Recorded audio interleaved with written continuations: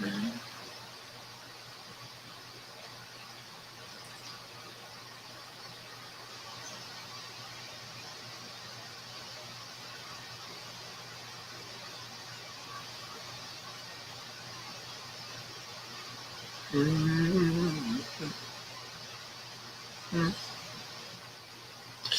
Hey, we're live, folks. Hello, Carmen. Hi, Dolores. Both on YouTube and Facebook. Nice to see you. I'm going to share for a couple of moments.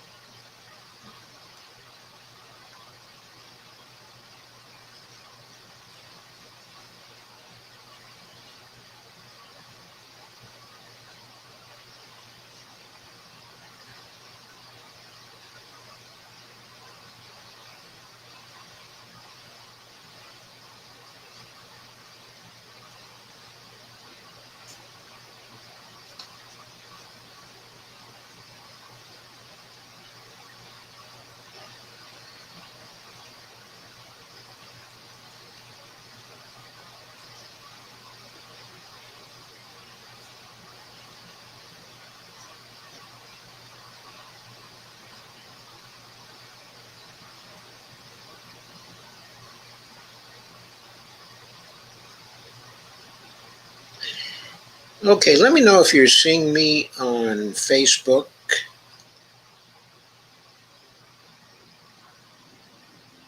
You're saying they're not letting you do Facebook? I might have just come onto Facebook now. Yeah, Oh, okay. I'm on Facebook now.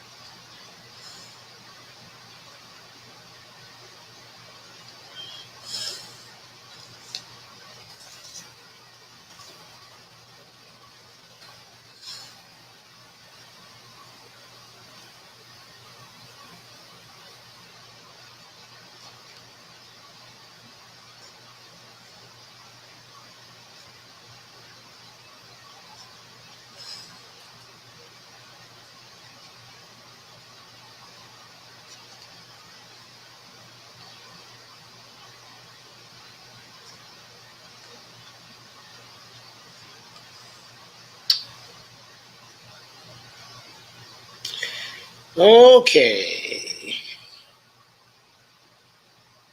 I think it's time to start. You tried to share on Twit and they gave you the bird. What does that mean? And what does that mean, Steve?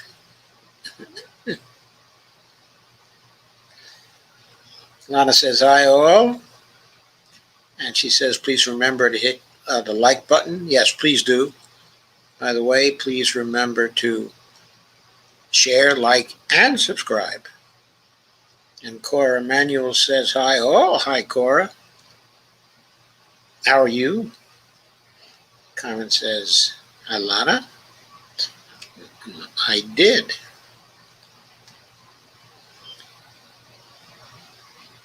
Okay, so today I want to,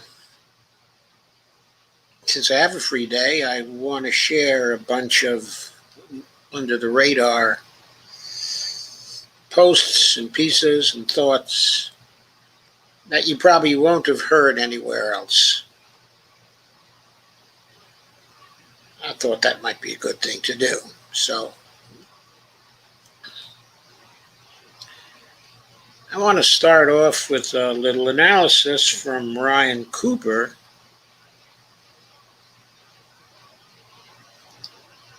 dealing with Facebook's monstrous empire. Little piece he did for the week. I think you've got it now. Did this on September 18th. Ryan Cooper did. He says, Facebook is the center of yet another journalistic hurricane.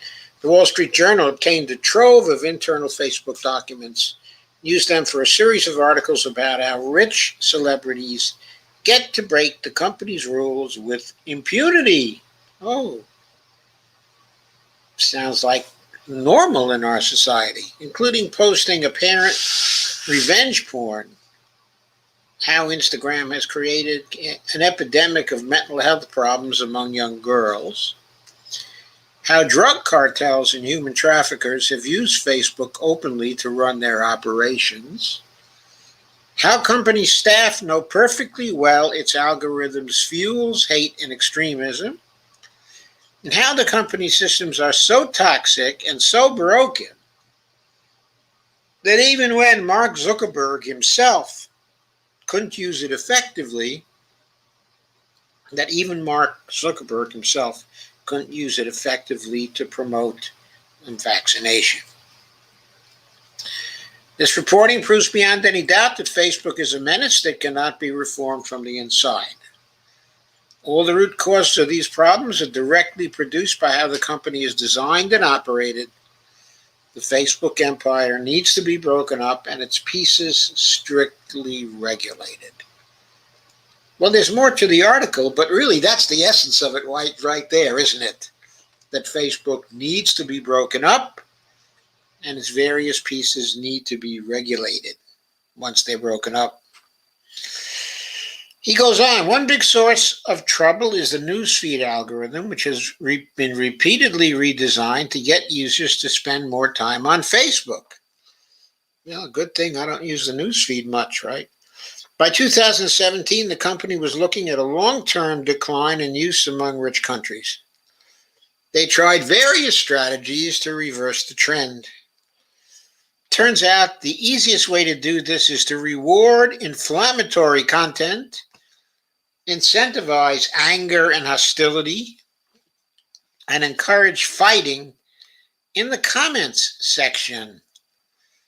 This worked at retaining users, but at the cost of sowing bitterness, division, paranoia, and extremism across the globe.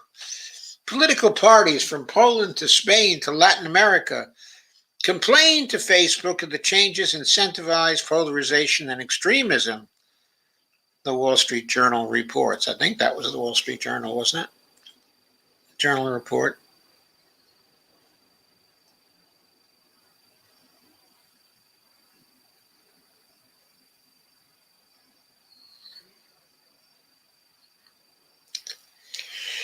Yeah, well, let's see. was the Wall Street Journal. Instagram, which is owned by Facebook, has a similar problem. The basic idea of that platform is to watch glamorous people post carefully composed and edited pictures about how great their lives are. Unfortunately, this comes with a downside. It tends to make ordinary people who don't have plastic surgeons, a full-time team for makeup, a private jet, and the ability to spend 6 hours a day exercising feel bad about their bodies. Particularly young girls who already faced heavy social pressure to conform to a deliberately impossible beauty standard even before social media came along. Sure enough, the journal reports that for many years, that Facebook has known for years, that Instagram was mass producing anxiety, depression, and eating disorders among teen girls who use it and did nothing about it. That is, Facebook did nothing about it. That's because giving teens eating disorders is very profitable.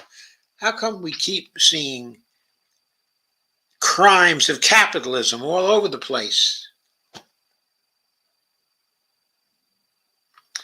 I don't want you to get the impression that I'm anti-capitalist.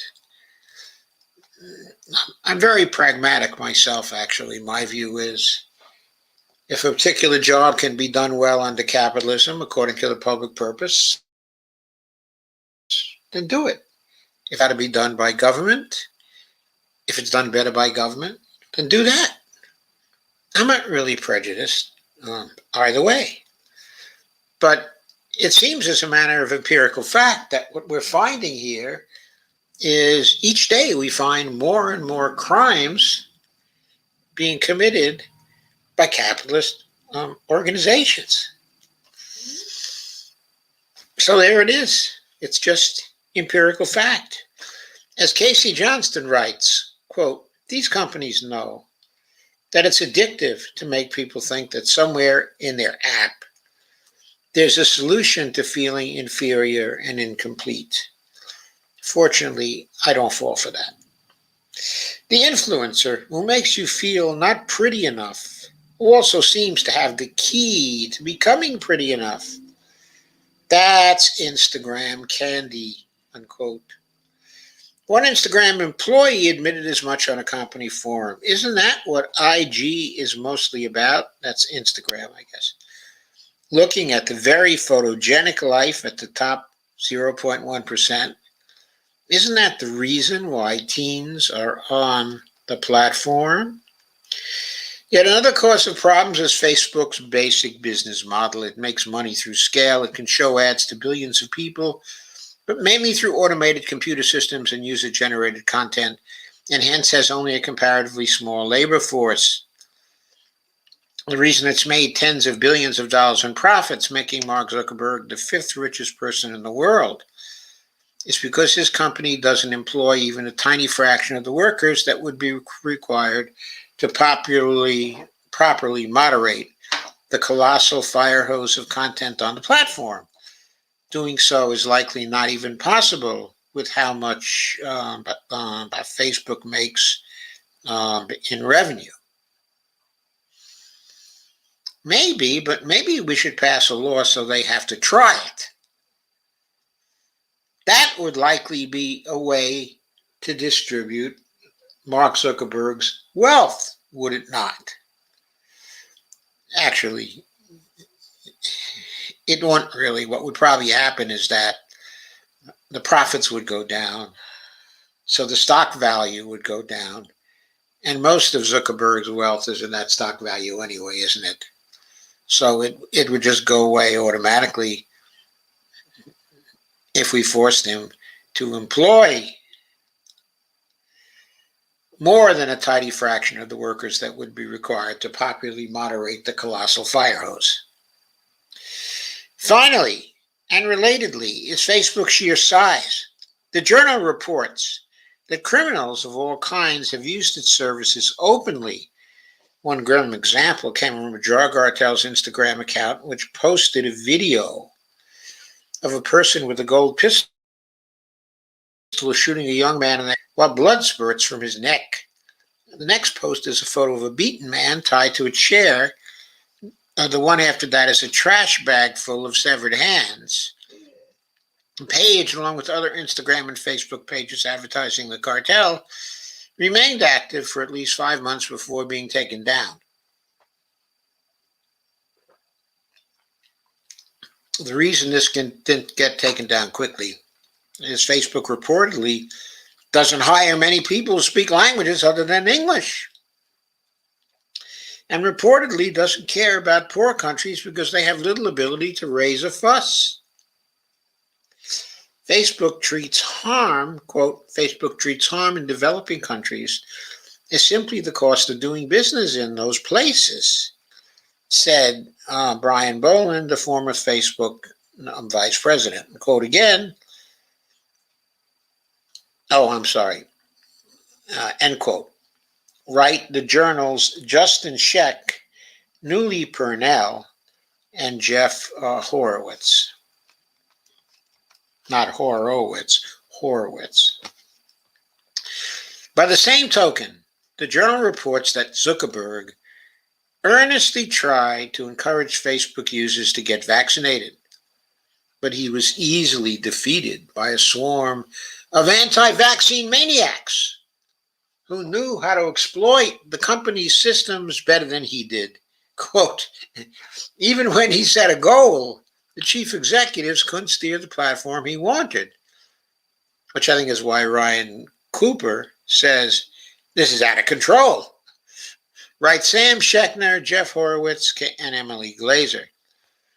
Instead, Facebook was overrun with anti-vaccine shouting, and the company has been ineffectually playing whack-a-mole against them instead of encouraging vaccination.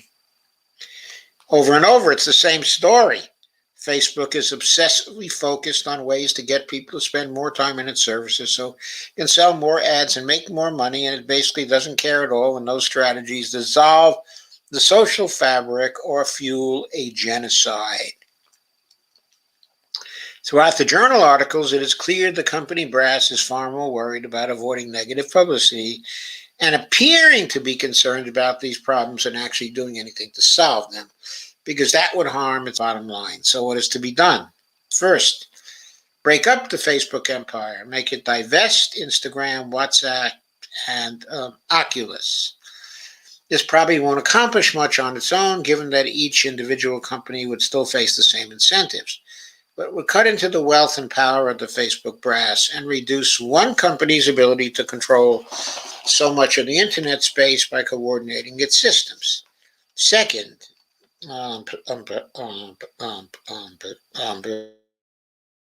regulate companies. I previously argued that repealing Section 230 would be a good step. This would make big companies like Facebook liable for the content posted on its platform, and hence force them to moderate heavily. Very likely, the big platforms will become super cautious about what they allow to be posted, like broadcast television networks. Controversial political discussion would move back to smaller places, like Rockford, that could afford to pay moderation teams or recruit volunteers to do it, like forums of old or Reddit today. We could take further steps. For instance, ban targeted advertising and create an online right to privacy. Turning half the internet into a panopticon surveillance machine so Silicon Valley can sell personalized ads is objectionable, even if Facebook weren't such a monstrous company. There are no doubt many ways to regulate Facebook and force it to stop spewing social poison into the collective commons. We just must realize that it will never, ever happen if the company is left to its own devices. That struck me as a very wise article by Ryan Cooper. I was pleased to see it. I would like to see the suggestions of the article acted upon by the Congress. Next, we get what is beginning to be a weekly dose of our friend Stephanie Kelton from her Substack. She is our friend. That is, she is clearly my friend, and by extension, she is our friend. So, yes, we can is the title of her latest article on The Lens, her Substack collection of articles. Yes, we can. But should we tell the masses? Is the title and subtitle. This is, by the way, an old theme, okay, in MMT circles. She's going to pull out some very old stuff here, but one that you should all know about and hear about. Yesterday, I listened to an interesting podcast conversation between the New York Times' Ezra Klein and Columbia University's Adam Tooze. Tooze is an economic historian whose new book challenges conventional economic thinking in ways that often closely parallel MMT, that is to say, modern monetary theory. For the last quarter century, MMT economists have emphasized that finding the money is never the challenge for governments that issue their own non-convertible, i.e. floating exchange rate, fiat currencies. It has long been our position that mainstream macro, which centers the limits of fiscal policy around the erroneous concept of a government budget constraint, has led us astray. Instead of treating governments like revenue-constrained households, MMT economists have pushed for a macro framework that replaces the artificial government budget constraint, otherwise known as the GBC, with a real resource, parenthesis, inflation constraint.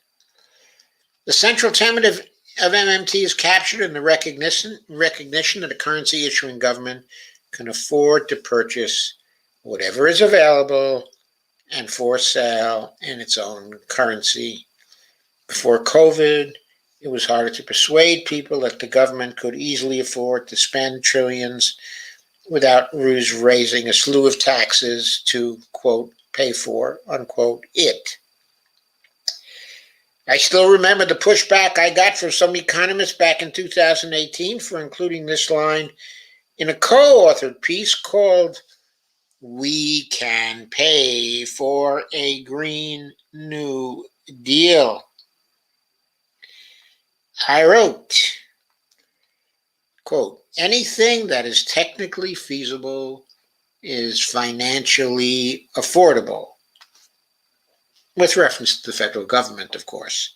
That doesn't apply to you and me, doesn't apply to the states, it doesn't apply to private corporations, but it does apply to the federal government of the United States.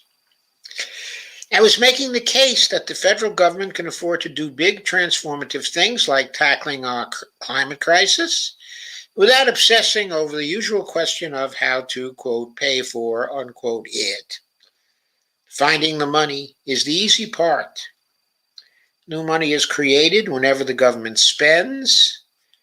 The challenge, I argued, lies in managing bottlenecks and other inflationary impulses along the way.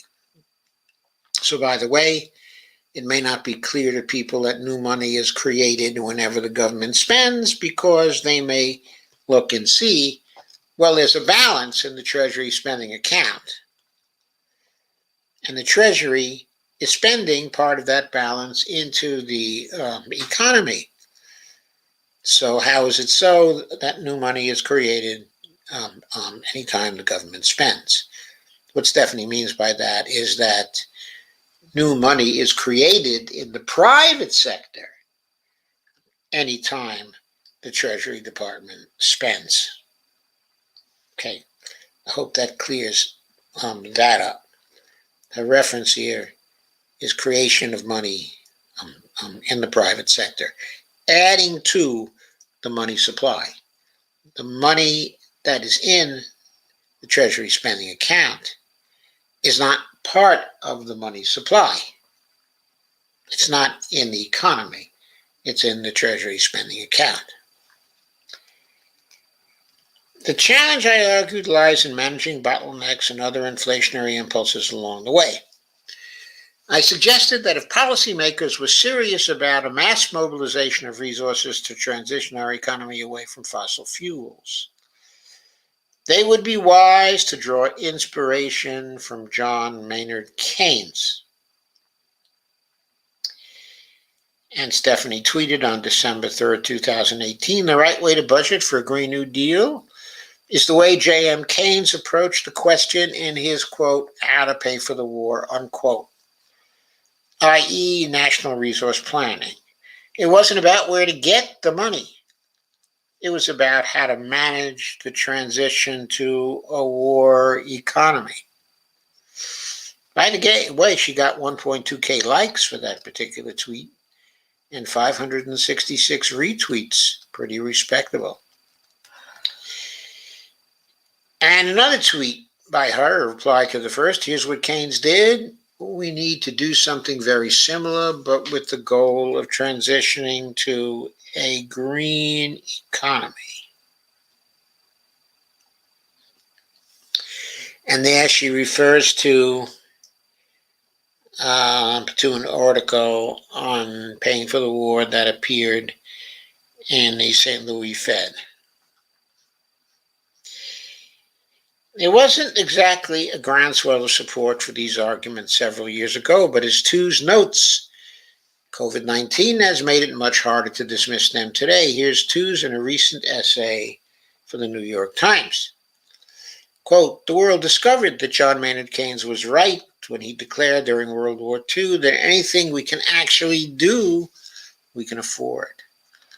The sheer scale of the action was intoxicating. In the left wing of the Democratic Party, it generated excitement. If money was a mere technicality, what else could be done? Action on social justice, climate change, the Green New Deal, all seemed within reach. We can afford anything we can actually do. The problem is agreeing on what to do and how to do it. In giving us a glimpse of financial freedom, this is still the quote from Madame Tooze, 2020 also robbed us of pretenses and excuses. If we are not doing a global vaccine plan, it is not for lack of funds. It is because indifference or selfish calculation, vaccinate America first, or real technical obstacles prevent us from actually doing it. It turns out that budget constraints in all their artificiality had spared us from facing the all too limited willingness and capacity for collective action. Now, if you hear someone arguing that we cannot afford to bring billions of people out of poverty or we cannot afford to transition the energy system away from fossil fuels, we know how to respond. Either you are invoking technological obstacles, in which case we need a suitably scaled, warp speed style program to overcome them, or it is simply a matter of priorities. There are other things you would rather do. And there's a picture of someone cutting up a card that says, I can't do it. Cutting up that card with the scissors. Tooze explains that whether we're talking about rescuing Wall Street from its own excesses after 2007-8, financial crisis, or rescuing the American economy during the pandemic, quote, okay, the digitally money creation was the easy bit, unquote. If the federal government is prepared to act boldly, there is no hard budgetary constraint to stop it. The next section says, saying the quiet part out loud. The podcast unfolds against the backdrop that the federal government isn't revenue constrained. that the mainstream is either led everyone astray, especially when it comes to debt and deficits, or fail to articulate what many in the profession now claim to have understood all along.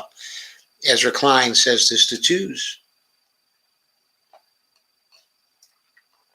Quote, I want to bring up something, which is how the boundaries of acceptable thought are policed and defined in the economics profession. I want to go back to the line you began with, that, quote, whatever we can do, we can afford, unquote. This is a line that I've talked about with some leading center-left economists, and they'll tell you that, of course, they know that. They've always believed that modern monetary theorists love quoting this line, but they'll say the modern monetary theorists have nothing new to say. That's just an old Keynes line. But I will say that having covered economics for a long time in Washington, that was not a line that used to get quoted to me. That's true, Ezra. It was also not a line that you used to quote. I think there's a lot of fear, as I recall, back from 2010, 2011. I think there's a lot of fear that if it becomes known, if it becomes believed, that whatever we can do, we can afford, that will be used irresponsibly and create a lot of real problems like runaway inflation. The profession wants to say, quote, no, we knew all this, unquote, but in fact, they haven't been saying it because they're a little bit afraid, in my view, of what people will do with these ideas if they get hold of them, if they're sort of not protected by the responsible economists, read the undemocratic economists, placing boundaries on what is and isn't sober-minded policymaking. In other words, MMT reveals that is simultaneously something that is simultaneously obvious within the economics profession, but too dangerous to share with anyone else on the outside. To police the boundaries on policymaking, mainstream economists brandish concepts like intertemporal government budget constraints. That is, the IGBC or the ITGBC, depending on how you want to take the initials. Debt to GDP tipping points, non-accelerating inflation rates of unemployment, that is to say, NAIRU, neutral rates, unanchored inflation expectations, etc. To the uninitiated, concepts like these become the, quote, scientific, unquote, evidence that necessitates policy constraint. I don't know whether Ezra has ever seen this clip of Nobel laureate Paul Samuelson, but it captures his sentiments perfectly. By the way, I once got involved in debate about intertemporal government budget constraints. That was years ago in 2011 or 2012. After some discussion of the point, on a blog, it became very clear to me that this was strictly a metaphysical concept, that the people using this concept had absolutely no way to reconstruct it so that it could be tested in any meaningful form. It was just an assumption that they were making, because from the standpoint of their own paradigm, there had to be such a thing as an intertemporal government budget constraint. So when people would point out to them that operationally, day to day, there was no government budget constraint, they would say, oh, but wait, there is an intertemporal government budget constraint. But they could never say what evidence they would accept in order to decide that there was no intertemporal government budget constraint, which is why I say it was a metaphysical concept.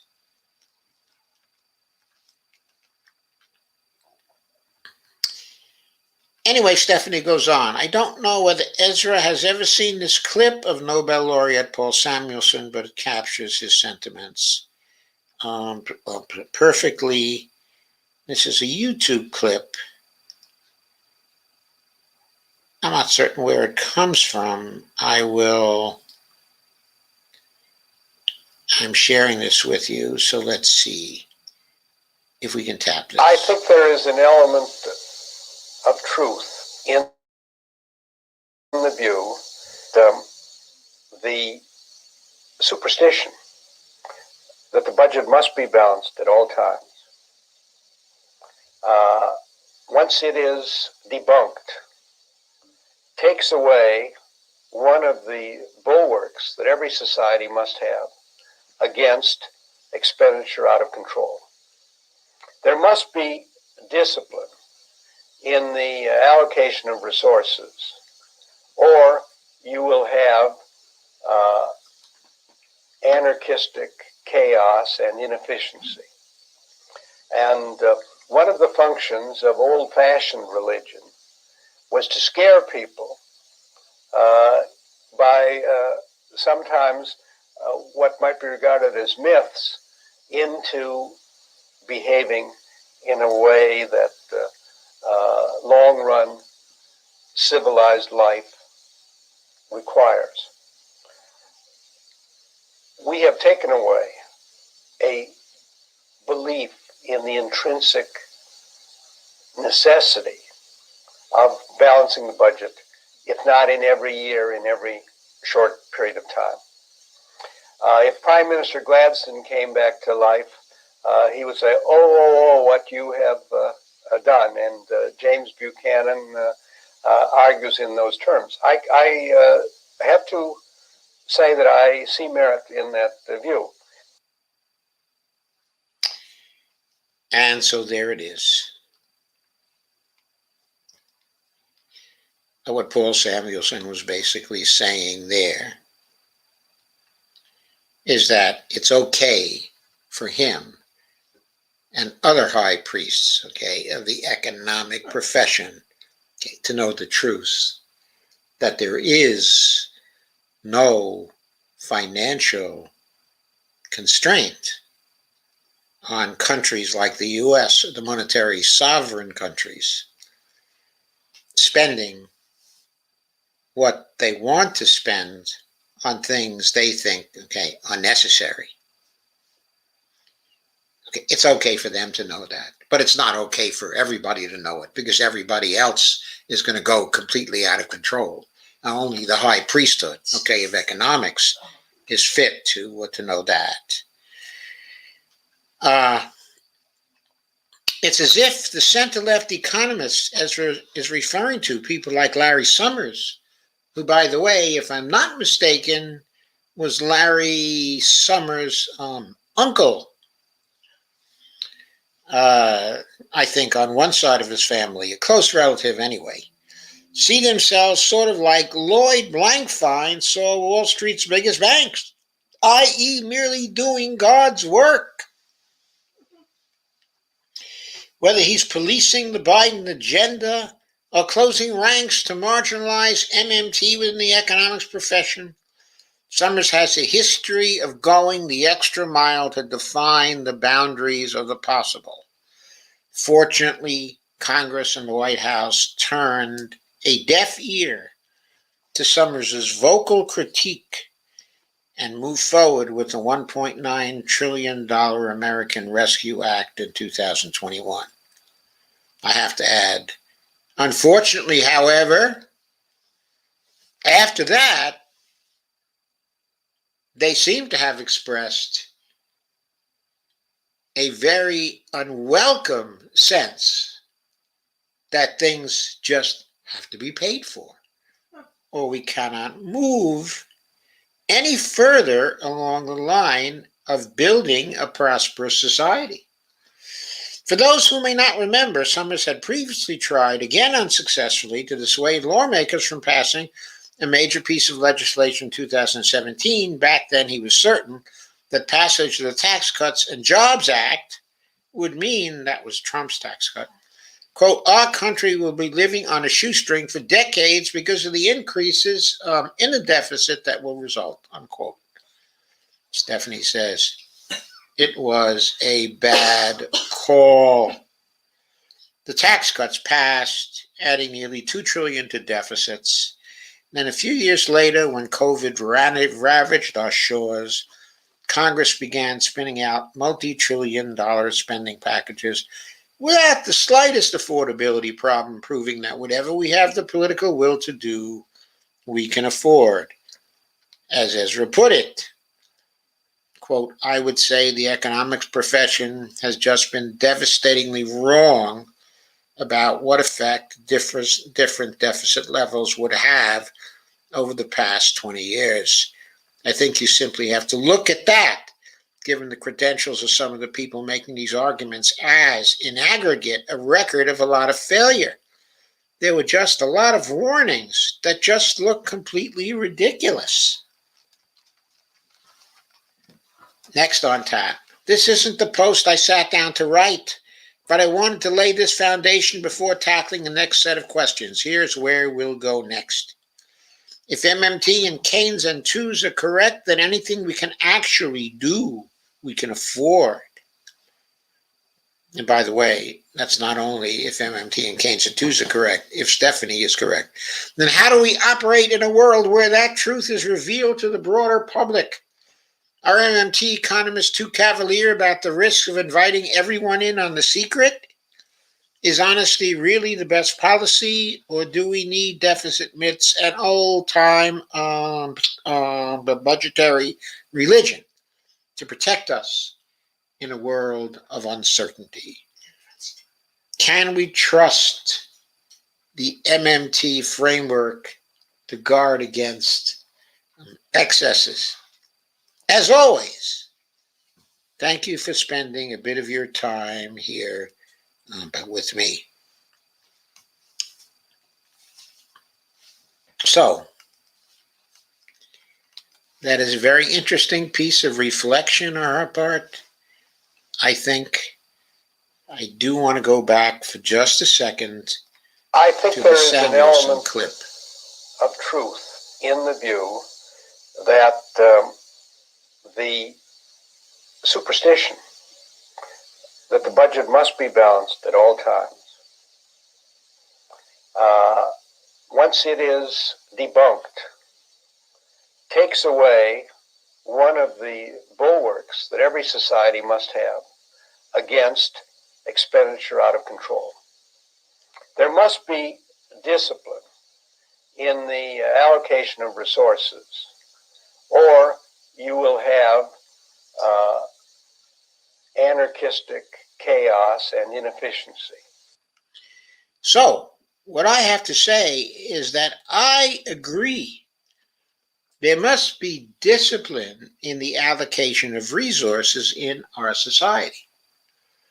But that particular discipline is not to be supplied by an arbitrary number like the balanced budget, or like a particular debt to GDP ratio, or like a particular level of the debt. Those are all artificial, unjustified constraints. Where the discipline should come in, the discipline on spending, is to see to it that spending is done by the federal government only for the public purpose, not for private purposes.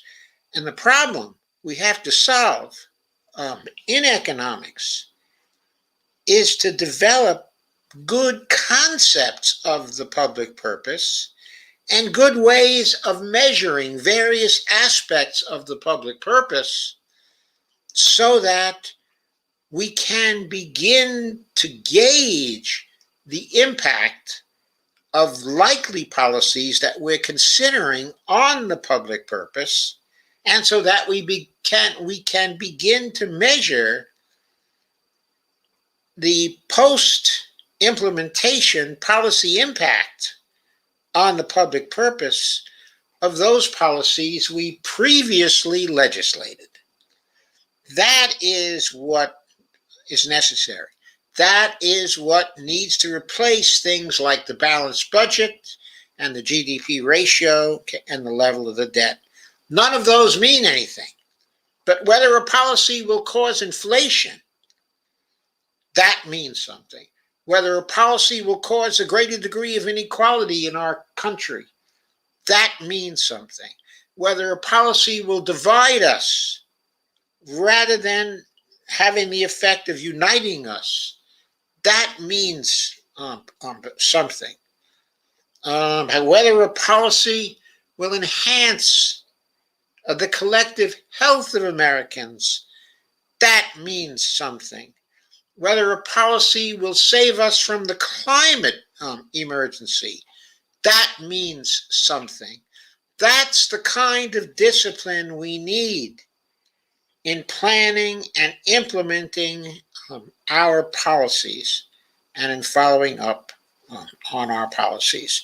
But arbitrary measures, like whether a budget is balanced, or whether the debt to GDP ratio hits a particular level, or whether the level of the debt hits a particular level, those have nothing to do with outcomes in the real world, such as the outcomes I just have spoken about. So getting rid of those kinds of superstitions doesn't hurt us. It frees us up to go beyond them and to look at what the real effects of policy happen to be.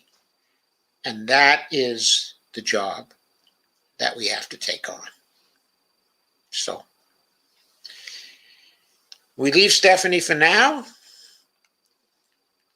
and go on to our next issue, which is one of my favorite topics, which I've talked to you about before, just a little. And that particular favorite topic is the $1 trillion platinum coin as a potential way around the debt ceiling. The Biden administration, this is from Business Insider. And Business Insider is always a publication that whenever a debt ceiling rolls around, it can be counted upon to produce one of the first articles on the $1 trillion coin. Because back in 2010 and 2011, it was one of the publications that was picking up most quickly on the $1 trillion coin. The Biden administration could sidestep Senator McConnell's refusal to pay America's bills by minting a $1 trillion platinum coin. This was written by Andy Kears and Joseph Zabellis Roig on September 20th, 2021 at 11:48 a.m. And there are pictures of, on the left, Senator McConnell, also known as the Frog, and on the right, sleepy Joe Biden, also known as the President of the United States.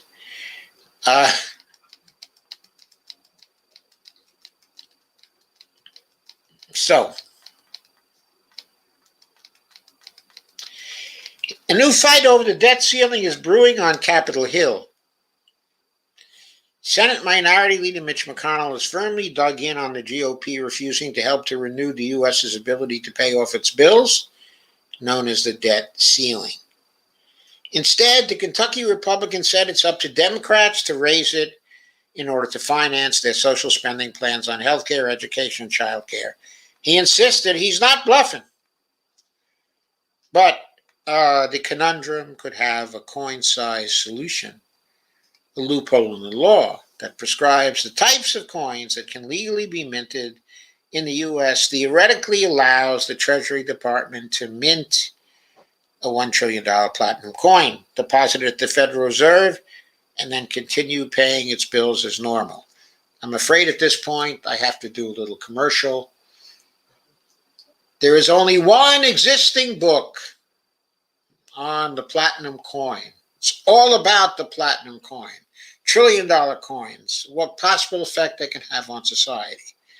And it is my book called Fixing the Debt Without Breaking America. You will find it at Amazon.com. It is a Kindle ebook. The price of it is $9.99. And I leave you with that information. I'm prejudiced, of course, but it's really a great book. And I go on. The deal with the debt ceiling. And the debt ceiling places a fixed limit on the total amount of money the Treasury Department can borrow in order to fund government activities. And Congress has to vote to either raise or suspend that limit from time to time as the federal debt grows ever larger. Actually, Congress has more alternatives than just to either raise or suspend that limit. One other alternative it has is just to get rid of the debt ceiling law entirely, because it is nonsense. It is one of those things where Congress is tying its own shoelaces, stopping it from spending for the public good. The Biden administration, and for that particular metaphor, I have to give thanks to Randy Ray, who used it in his book on modern money theory. The Biden administration and Democrats are pressuring Republicans to back down, ruling out raising the debt limit on their own, and reminding the GOP that it played a role in racking up $8 trillion in new debt under the Trump administration. That was probably good, because that meant, well, not necessarily good. There are good parts of it and bad parts of it. It was $8 trillion in new debt. But most of the deficit spending was on, well, I won't say any more about it. There are good aspects of it. There are bad aspects of it. I don't want to divert into an analysis of that right now. There's no clear path out for lawmakers as they confront a barrage of deadlines this month, including another spending brawl that could end in a government shutdown. Former President Barack Obama said in a 2017 interview with Crooked Media, well, that's appropriate, that senior officials had considered minting a coin to stave off a potentially Okay. yes. Even President Obama said in a 2017 interview with Crooked Media that senior officials had considered minting a coin to stave off a potentially catastrophic default. You were having these conversations with Jack Lew and others about what options, in fact, were available because it had never happened before. That Jack Lew, he was some piece of work, by the way. He was the austerity monger in both the Clinton administrations and the Obama administrations. When those administrations wanted to cut back and get the deficit as low as possible, they just called on Jack Lew. They knew he would do it for them. He was the smartest guy there. Unfortunately, he was working for the wrong purposes. Because it had never happened before, Obama said, referring to the Treasury Secretary at the time, quote, there were all kinds of wacky ideas about how potentially you could have this massive coin. Well, not really. The coin wasn't really massive. It was 1 ounce. A 1 ounce platinum coin. Not a massive coin. Just a massive face value on that coin. The huge conundrum with the coin-size solution. Okay, the debt ceiling sets up a frustrating conundrum.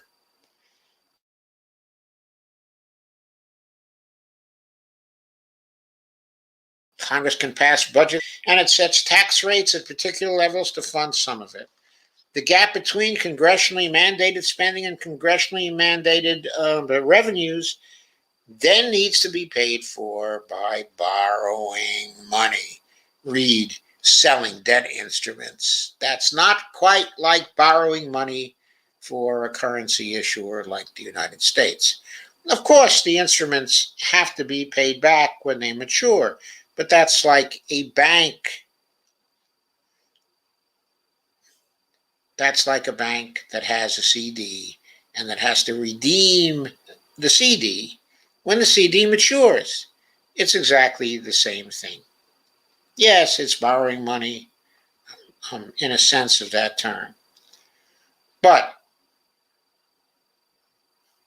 while that's true for the bank, it's not so true for the federal government.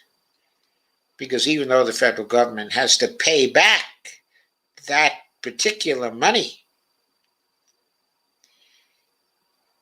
it can pay it back as the issuer of the currency that can always issue all the money it needs to pay things back. But the debt limit requires yet another act of Congress to authorize the Treasury Department to actually borrow the money needed to pay for the spending lawmakers already authorized. It should read, actually, already appropriated. Yes. This causes a problem once the department hits that debt limit, as it did at the end of July. And remember, I warned you about this in June and July also. I said it was going to hit that debt limit at the end of July, but that then it was going to go into extraordinary measures. Now here it is towards the end of December. While the Treasury Secretary has a bit of leeway to use extraordinary measures, keep paying the bills for a few months, using cash on hand and shuffling money around, that only works for so long. And the department may exhaust those abilities sometime in mid-October. It's getting to be 3 weeks from mid-October now, folks. So the debt ceiling problem has come home to roost. Reaching a point where the U.S. is no longer able to meet its obligations would likely be a financial and economic calamity. A default on existing U.S. debt would send financial markets into chaos, and government payments ranging from Social Security checks to military paychecks would abruptly halt. The White House has also warned about potential cuts of program at the state and local level, such as Medicaid. This isn't the first time Congress and the president have had a showdown over the debt limit. In the Obama era, economists and commenters mentioned a potential workaround to the debt limit. The law that governs the types of coins the Treasury Department is legally allowed to mint includes descriptions of typical coins such as dimes, nickels, and quarters, as well as special commemorative and collective coins such as a palladium $25 coin. The law includes this clause, quote, "The Secretary may mint and issue platinum bullion coins and proof platinum coins in accordance with such specifications, designs, varieties, qualities, denominations," note that word, denominations, the face value of the coins, "and inscriptions as the Secretary, in the Secretary's discretion, may prescribe from time to time, as the Secretary of the Treasury in the discretion of that Secretary." That gives the Secretary the authority to mint $1 trillion coin, a $60 trillion coin, a $100 trillion coin, a $250 billion coin. Whatever the Secretary wants to do is allowed by law. That clause leaves it up to the Treasury Secretary to decide on the denomination for a platinum coin, meaning that in theory, not just in theory, in practice, Janet Yellen could carve out the amount required and Congress could get on with more pressing business. So the right question to ask is, why the hell won't she do that? She can do it. It's explicit in the law. It says that. You just saw the clause. It says that. Its meaning is plain. She can do this if she wants to. She can deposit it at the Fed. She can call upon the Fed chair to credit the coin, if the Fed chair should even blink an eye about crediting the value of that coin. Notice, if the Fed chair were to refuse to provide credit for the coin, then there's another clause in the law, not in that law, but in another law, which says, when the interpretation of financial matters between the Treasury Secretary and the Fed chair differs between the two of them, that the interpretation of the financial issues given by the Treasury Secretary shall govern, meaning that the Fed chair has to accept the interpretation of Janet Yellen, that he needs to credit that platinum coin. Of course, Treasury officials have long ruled out using the trillion-dollar coin as a solution to the debt ceiling. They argued that Congress should do its job and raise the ceiling itself. There's a good reply to that particular argument. That reply is, yes, Congress should do its job and raise the debt ceiling because Congress has an obligation under the 14th Amendment to avoid a default. In fact, it could do its job by getting rid of the debt ceiling law itself. That would be the best thing to do. But the Treasury Secretary and the President have also taken oaths to the Constitution. And they know that it is illegal for the nation to default on its debts. It's a violation of the 14th Amendment.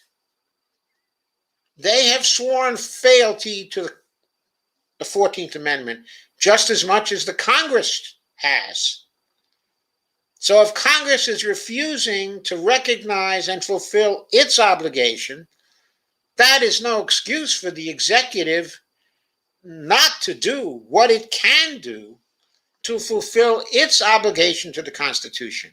And what it can do is to mint the frickin' platinum coin. It is the obligation of the Treasury Secretary to do that under law. It is the obligation of the President to order her to do that under law. They shouldn't be standing on ceremony playing games with Mitch McConnell. They shouldn't be playing games with the Republican about this. They shouldn't be playing games with the Congress about this. What they should just say to Congress is, if you don't want to raise the debt ceiling, okay, or get rid of the debt limit entirely by a date certain, specifically X, they should have told them this before July 30th. They should have said, if you refuse to do this before July 30th, then we are going to take it out of your hands. We're going to mint $100 trillion platinum coin, and there's going to be no further trouble with the debt ceiling in our lifetimes. That's what the executive branch should have said to the Congress and to Mitch McConnell and to the Republican Party. Going on with the article. On Monday, the White House again ruled out minting the coin to resolve the debt ceiling standoff in Congress. Why? Why? Because the moron Obama ruled it out? Biden has to be a moron too? Politico first reported that the Biden administration had rejected the measure. Quote, there is only one viable option to deal with the debt limit. Congress needs to increase or suspend it. No, that's not even the viable option. There are other viable options. Congress could simply place the money in the Treasury spending account needed to pay down the money the Treasury Department owns as it falls due. That's called overt congressional financing. That's another viable option. Okay. A further viable option is, of course, as I said before, to get rid of the debt limit entirely. As, of course, it has never done. Why not? Because it doesn't have the guts to do it. Because somehow the Democratic Party or the Republican Party thinks that if it gets rid of the debt limit entirely, that somehow the country will descend upon them out of concern for fiscal responsibility and will say, you naughty boys and girls, you have made our country fiscally irresponsible, and we are going to vote you out of office as a result. Anyway, that last was a quote from White House. I mean, when I said there's only one viable option, that stuff, and 80 times that stuff, including 3 times during the last administration, that stuff. That was a quote from White House spokesperson Mike Gwynn in a statement to the Insider. No, I guess that's the end of the article. Well, I guess my commentary here was a real supplement to that article, which only gave about 1/10 of the story about the platinum coin and the debt ceiling. I've just told. If you go to my website, you will find, if you go to josephmfirestone.com, you will find 2 of the more recent pieces on that debt site. I haven't actually put up anything there since 2018, but among the most recent pieces are one on permanent cures for the debt ceiling. How does that relate to PAYGO? How does that relate to PAYGO?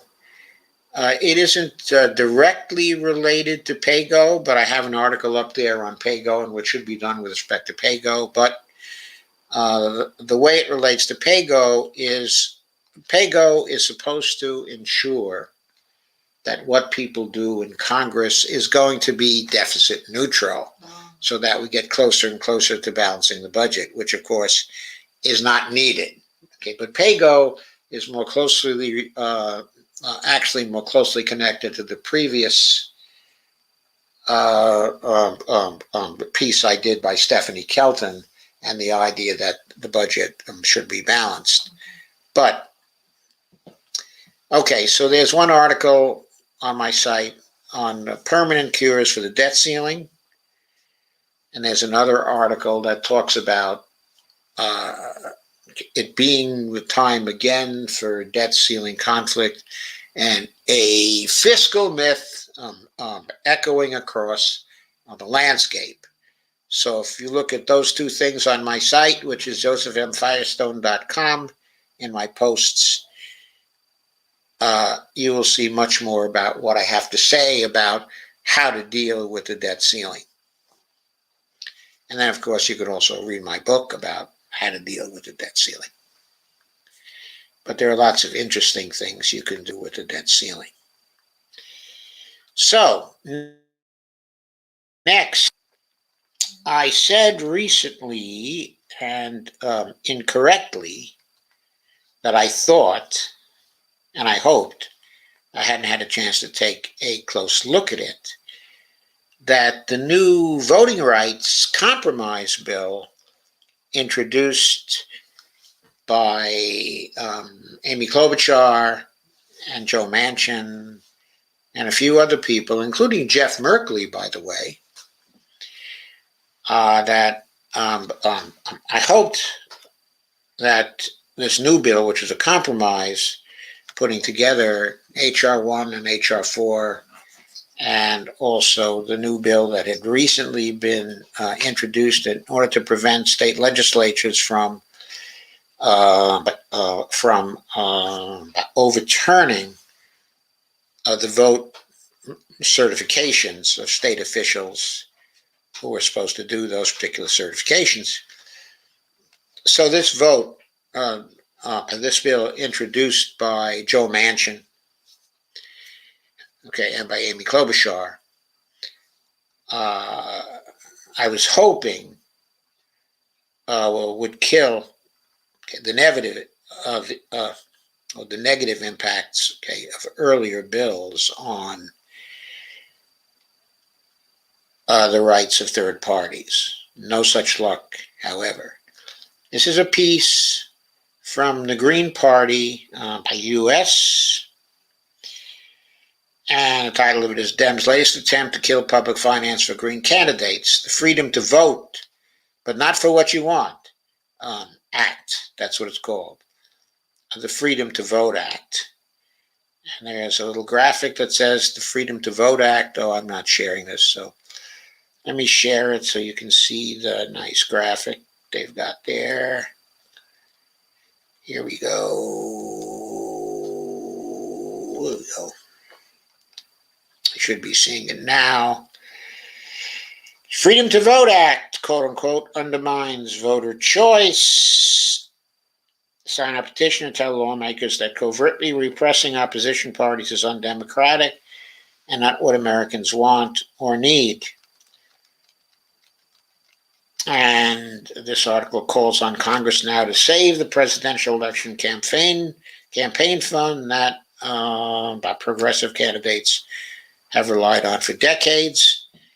This is the Freedom to Vote Act, Senate Bill 2747, S2747, has just been introduced to replace the For the People Act, not just the For the People Act, but the John Lewis Voting Rights Act, also H.R. 4, and the Klobuchar Act, but dealing with the prevention of overturning electoral decisions by state legislatures. Grassroots democracy defenders will recall H.R. 1 contained poison pills that would have cut off our access to public matching funds for presidential campaigns, one of our most important resources for ballot access and nationwide campaigning, by quintupling the amount of money candidates would have to raise to qualify. Since H.R. 1 contained long overdue voter projections, Greens campaigned to amend H.R. 1 to remove the poison pills and pass the provisions that protect our rights at the ballot box. H.R. 1 ultimately failed to pass the Senate in any form. Now the Democrats are back with the Freedom to Vote Act and a new approach to killing public funding for Green presidential candidates, eliminating the presidential election campaign fund entirely, because apparently the freedom to vote does not include the freedom to vote for candidates who represent your values or the freedom to organize electorally against the parties of war and Wall Street. So there it is. Poison pills. Eliminating the presidential election campaign fund, which Green presidential candidates have used for presidential primary matching funds, permitting party committees to contribute $10,000, up from the current $5,000, to House candidates, including House candidates who qualify for Green matching funds. Qualifying for congressional matching funds will require at least 1,000 contributors and $50,000 in contributions of $200 or less. The Green Party opposes the elimination of presidential matching funds and the qualifying threshold for matching funds for House candidates that is beyond the reach of most Green Party House candidates. The Green Party supports amending S2747 to eliminate the public campaign finance section, which will suppress grassroots candidates and will make it harder to pass the good things in the bill, such as preempting Republican state laws or partisan gerrymandering, voter suppression, election subversion, intimidation of voters and election administrators, and the disclosure of dark money. Only then will Senate Bill 2747 truly be a Freedom to Vote Act. Democrats in the states have already passed laws that make it harder for alternative party candidates to qualify for the ballot. New York Democrats passed such a law during the COVID lockdown in 2019. That is one of the most restrictive ballot qualification laws in the nation. Cost the Green Party of New York its ballot line in 2020. This year, Nevada passed a more difficult ballot access law that was aimed at the Green Party. Now, the Democrats' new voting rights legislation eliminates the presidential public campaign funding program the Green Party has made great use of, which the corporate party has abandoned long ago because they refuse to accept the $50 million cap. So, there you have it. The suppression of third parties is there in this bill, too. And there's a petition here to be signed. I've given you a link if you'd like to go and act on the petition. I think that would be great.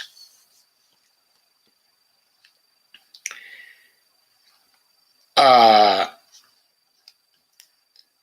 the last piece that I wanted to get to tonight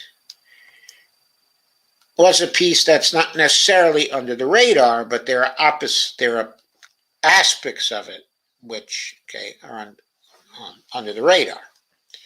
This appeared on Rising this morning, and it was on Ryan Grimm's radar. I know Ryan is not very popular with a lot of lefties these days, but there are only a few people who are really great at analyzing the goings on in Congress on a continuing basis these days. And for my money, the three best people are: one is Ryan Grimm, a second is David Sirota, and a third is by Dave Dayen, the American Prospect. The three are equally good when it comes to getting at some of the hidden things that are going on and producing intelligent and factual commentary on what is going on. This was Ryan's commentary on the parliamentarian problem and the Democrats' failure to deliver. Not going to be able to play the whole thing on this because that would be a violation of stuff, but I will play parts of it for you and then comment. Democrats are now staring down the possibility of marching into the 2022 midterms, telling voters that they really would have loved to deliver on all those popular things that Joe Biden promised he'd do as president. But you see, there was this darn lady in the Senate called the parliamentarian, and she just said we weren't allowed to do them. But vote for us again, and this time we'll totally do all of the things, just as long as she says it's okay. Now, coming into this session, it was obvious that the 60-vote threshold would be a problem. It's important to underscore that that filibuster threshold was created in 1975, not at the country's founding. The left's way to deal with that obstacle was to, on the one hand, push to end the filibuster, which requires the buy-in of 50 senators, while on the other hand, using the budget reconciliation process to get as much done as possible. The filibuster remains in place, and Democrats... Do you know the best place in your house to potentially save Sorry, money?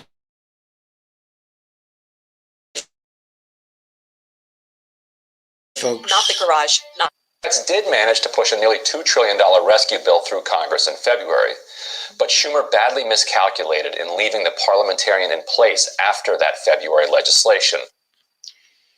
First, it seems to me he badly miscalculated in leaving the parliamentarian in place before that legislation ever came up for a vote. He should, at that point, even before she had a chance to rule on that question, he should have seen to it that there was a new parliamentarian that he could count on to rule in the $15 an hour minimum wage. Of course, it's true that once she ruled against the $15 an hour minimum wage, and especially when we go on to hear the way in which she ruled against it, it's true that at that point, Schumer should immediately have replaced her with another parliamentarian. Now, this is the first time I've said that. I've often referred to her as the poor parliamentarian because she wasn't really responsible for what's going on. And I still believe that she's not really responsible for what, is going on. But she really has done such a terrible job, as the parliamentarian, and we'll see why, that she should have been replaced at that time by Schumer. And that Schumer, if he really wanted to get the Biden, to set up the Biden agenda for passage, he really needed to have a reliable person in there who would rule every element of that agenda in for purposes, of reconciliation. So he made a big mistake on that. And Ryan points that out, and he's right. During which she issued an opinion saying that a $15 minimum wage couldn't go through using reconciliation. The truth was, Schumer didn't actually have the votes to pass it, but her opinion, which she turned in as just a single line, should have by itself been a fireable offense. It's debatable whether Schumer had the votes to pass it, had the $15 measure been kept inside of the bill that went to the floor. Because if all the Democratic senators had been presented with the choice of tanking the rescue plan or accepting the $15, it seems to me they would have accepted it. They wouldn't have wanted to be caught dead torpedoing the whole plan.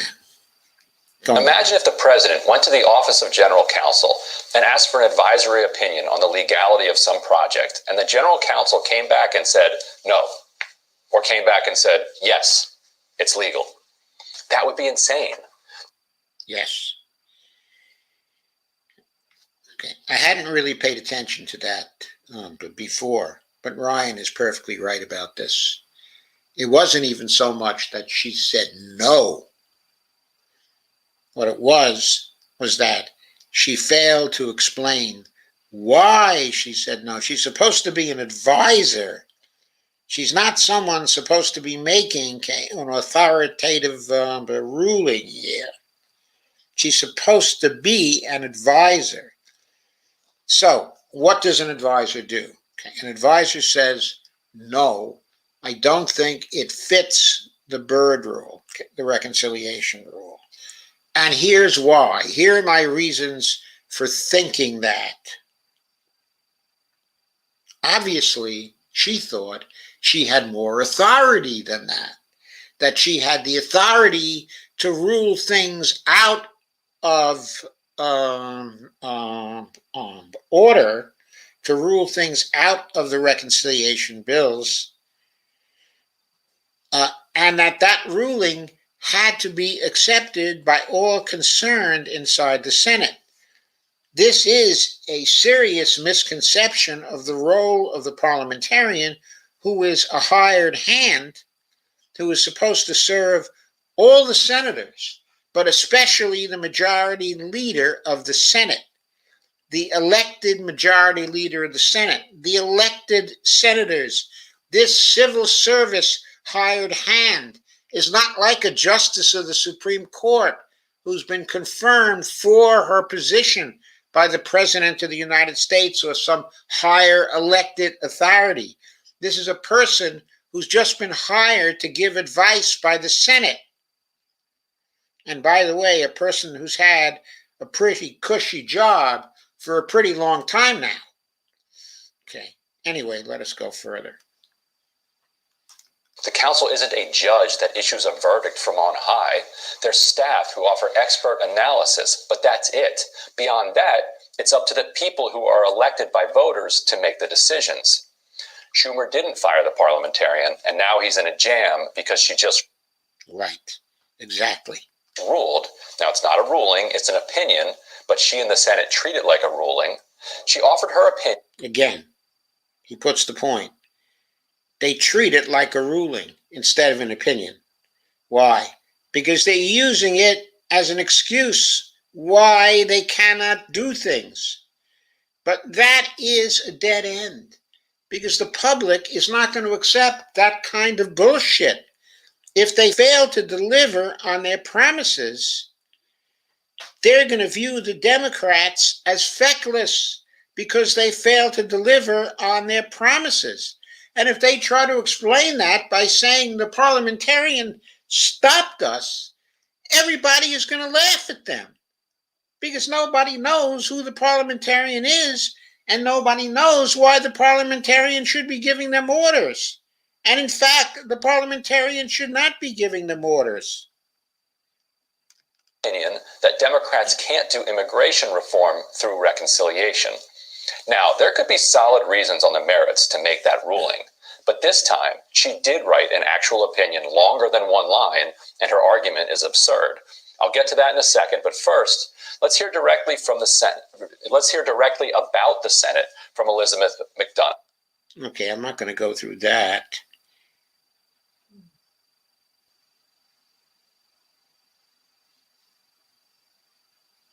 I'm going to continue on with Ryan here.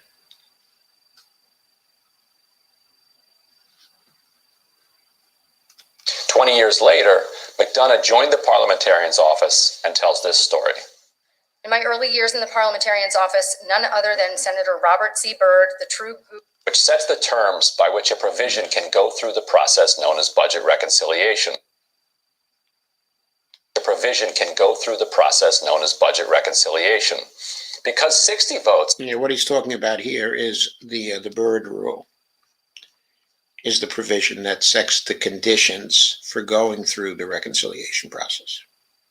Has effectively become unattainable for anything remotely controversial for either party. Reconciliation is now what the Senate uses to pass anything serious. So here he's making the important point because of the filibuster and the failure to get rid of the filibuster, the insistence that it stays there. Nothing serious can pass the Senate without going through a reconciliation process, is what he's saying, because that's the only process that allows things to pass with a majority vote, which is the constitutional requirement for getting something through the Senate. The reconciliation, that's not a constitutional requirement. That's an internal Senate rule. These other things are internal Senate procedures. From the external point of view of people looking on the Senate, okay, and its operations, what we care about is the results the Senate actually produces.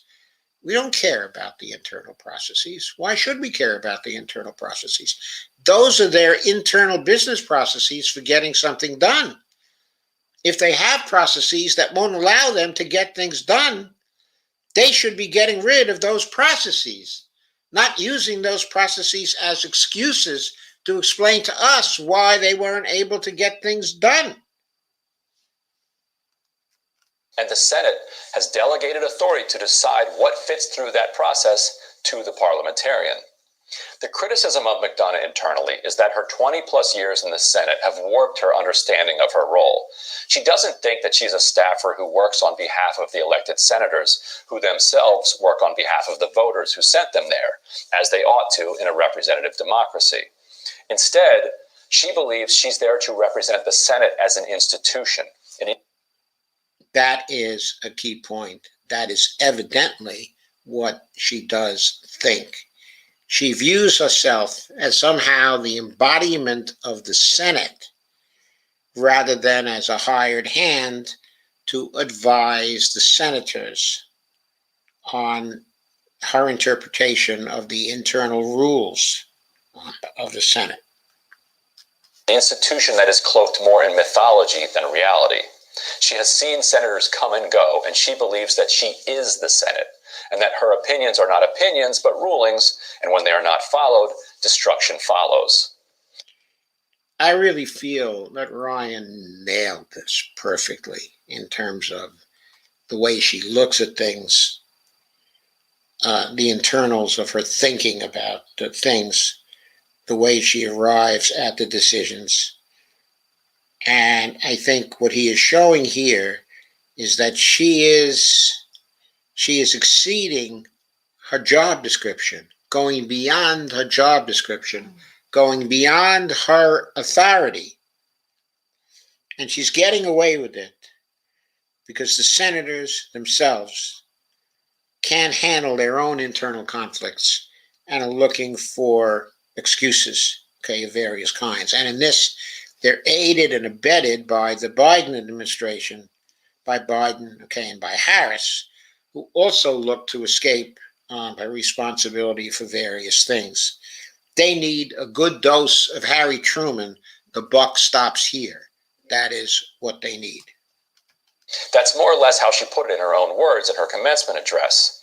When she arrived in the Senate, it was routine for the Senate to pass major legislation with a bare majority. That no longer happens. Yet, as McDonough talks about it, she's fighting to preserve something that is already gone. Sadly, success is also not a permanent condition. In the Senate, this should be stated as, you will not always be in the majority, so please take the long view. Taking the long view is a part of what I do every day. Okay, now I have to say something about that.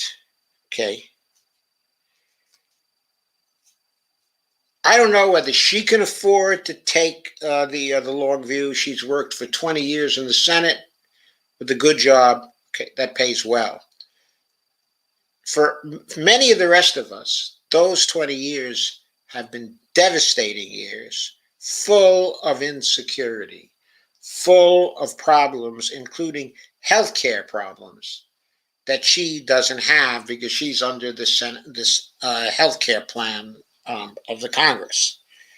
Okay, she's not subjected to the stresses and strains, okay, of our society, only to the stresses and strains in her institution, okay, her particular institution.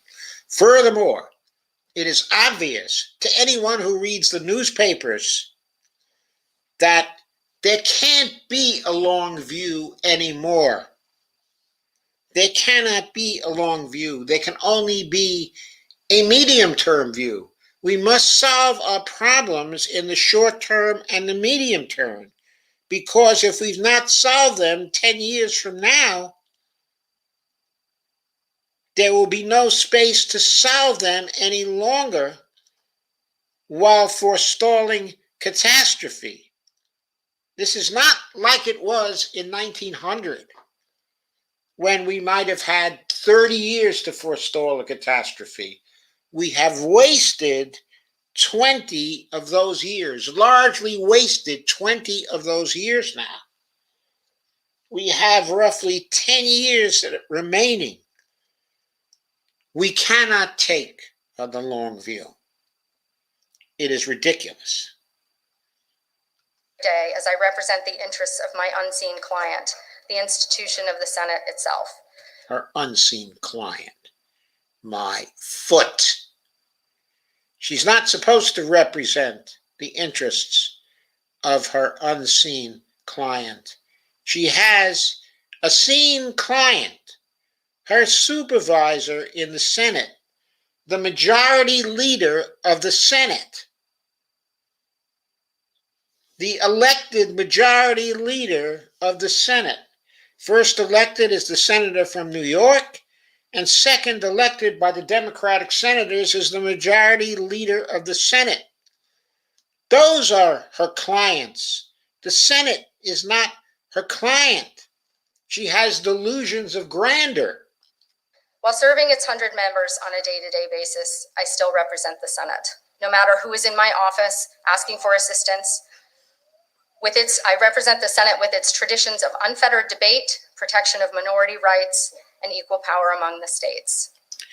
She has reified who she serves. We will see in just a few seconds that she believes that the filibuster has to be maintained in the Senate, that this is in the interest of the Senate. She is not an elected official in the Senate.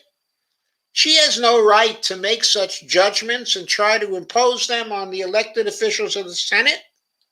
That's always there. That Senate is my charge. And it was the protection of the Senate's rules and precedents that brought me into conflict with the Senate majority back in 2013, when talk of overturning the Senate's cloture rule for nominations by what is called the nuclear option was revived. It was my duty to advocate for preservation of that rule. And in doing so, I worked with all the gangs. That was not her duty. For her information, the nuclear option is also called the constitutional option. Why? Because the Constitution specifies that there's supposed to be majority rule in the Senate when voting on measures. Now, that was abrogated by the Senate itself by its making internal rules which are undemocratic and which are not in line with the majority rules specified in the Constitution of the United States.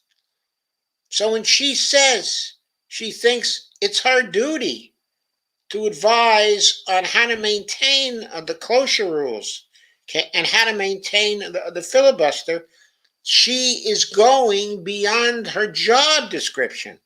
If someone asks her how they might do that, yes, she has an obligation to give her best opinion on how that might be done. If someone else asks her how that rule could best be gotten rid of, as the parliamentarian, she has the duty to provide her best knowledge about how that could be gotten rid of. She is supposed to be a neutral advisor to all of the senators. And she is supposed to primarily work for the majority leader of the Senate. When the majority leader changed from Senator Mitch McConnell to Senator Chuck Schumer, her primary obligation was to serve with the best advice she could give the majority leader of the Senate. But that's not the way she sees her job. But the senators' gangs, which are not, they don't have cool jackets and things. We worked on compromise orders. I was warning of nuclear winter, the erosion of the Senate's trademark comity, and the danger of setting such a precedent.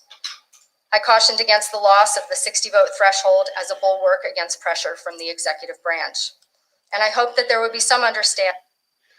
So, the 60-vote threshold is obviously forestalling change, obviously forestalling passing bills that are desperately needed in order to allow us to meet the crises we face. But she thinks it's important to have a bulwark against too fast action, okay, or rapid action. That may have been the case in the past when we had 40 or 50 years to solve our problems. But increasingly, of course, it is no longer the case. We need action, and we need action now, and we need action that is effective, and we don't need a bulwark. We need to have a situation where the party that wins elections gets its shot at fixing our problems without being blocked by the other party. Yes, the party in power may make grievous mistakes, as long as those mistakes do not involve sabotaging the electoral process. As long as the peaceful mechanism of change is still left intact, there should be no bulwark to what they want to do. As long as civil liberties are respected, as long as civil rights are respected, as long as voting rights are respected, whatever else it wants to do, it should be able to do. And we should then be free to observe the effects of what it does. And if we don't like those effects, then we should be able to vote them out of office when the next election comes around. God damn, these elections come around every 2 years. If they really mess up, we can kick them out 2 years from the time they're messing up. We need to have that kind of fast change now, that kind of responsibility. We can't have a muddying of the waters with people saying, well, we couldn't accomplish this, but really it was because of the opposition of the other side, because they could rely on these procedures and the other procedures. And so they basically nullified your decision in voting for us, and there was nothing we could do about it. We can't live with a situation like that any longer. When the Democrats get a vote of confidence, they need to be allowed to do what they want to do within the limits that I've stated. If the Republicans win a vote of confidence, they need to be allowed to do within the limits I've stated what they want to do. We don't need bulwarks to slow down the process. We can't afford to have bulwarks slowing down the process. We need to have a rapid process now that responds to the people, that responds to the need, that responds to the crises, and that above all solves the problems and not kicks the cans down the road. That is what we need now. Elizabeth McDonough is a relic of another age, and as young as she is, she needs to go. She needs to go now, because she's providing an excuse for the people who want excuses to stop changes that are absolutely necessary to happen. Now, in talking so harshly about Elizabeth McDonough, I am not trying to relieve Chuck Schumer of responsibility, Kamala Harris of responsibility, Joe Biden of responsibility for what is going on in Washington. I don't intend that at all. These people can put the parliamentarian in her place tomorrow, even without firing her, if they so desire. That is not a problem.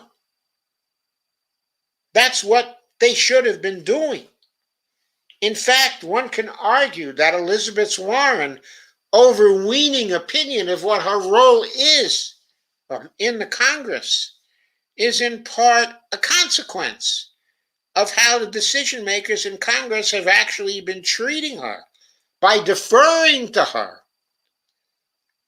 she has gotten an inflated view of what her function is in the Congress. So, they are in part actually responsible for it.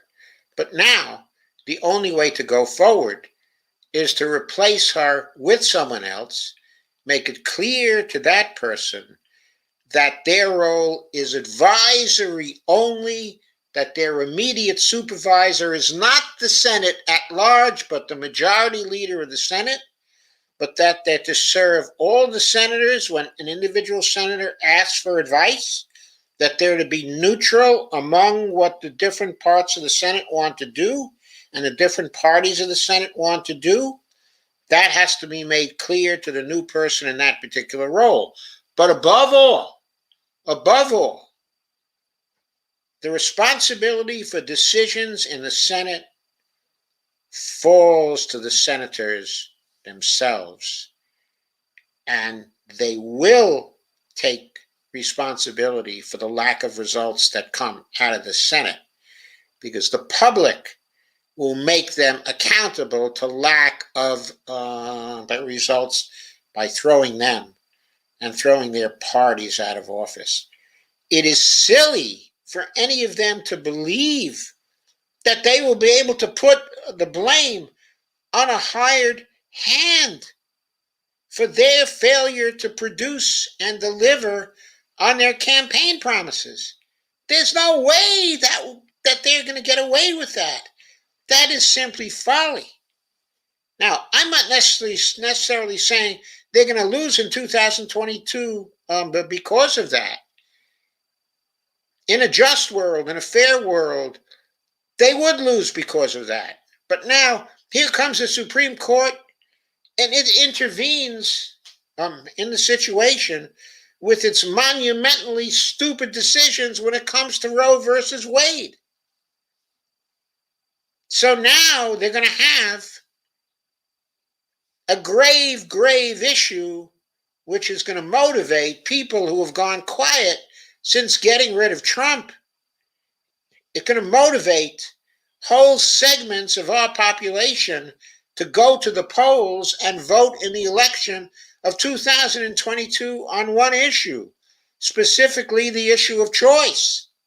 So the Democrats might still win because enough very, very angry suburban women go to the polls and get rid of all the Republicans who put these crazy justices onto the Supreme Court, and who continue to sing the merits of destroying choice in America.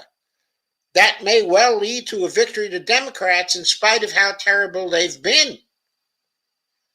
But they're going into the election with a tremendous weight around their necks. It's a weight that has been built from their own fecklessness. It is pure fecklessness. That is the only way in which it can be described. These people cannot even be motivated to save themselves in the 2022 elections by making sure that those elections are fair elections. They can't even be motivated to do that. They don't even have an ounce of self-preservation in them. They don't have an ounce of will to get things through this dysfunctional Senate that they have over the years created themselves, full of stupid rules designed to block action and to prevent any kind of decision making that really changes the political situation or the social or the economic situation. Okay, I've said enough for today. It's time to take your comments, I think. Thank you very much. I would take all the comments except, here we go. I finally got the comments coming in. I kept hitting the new comments button, and it wouldn't do anything for me. Anyway, here we go. So everybody says hi.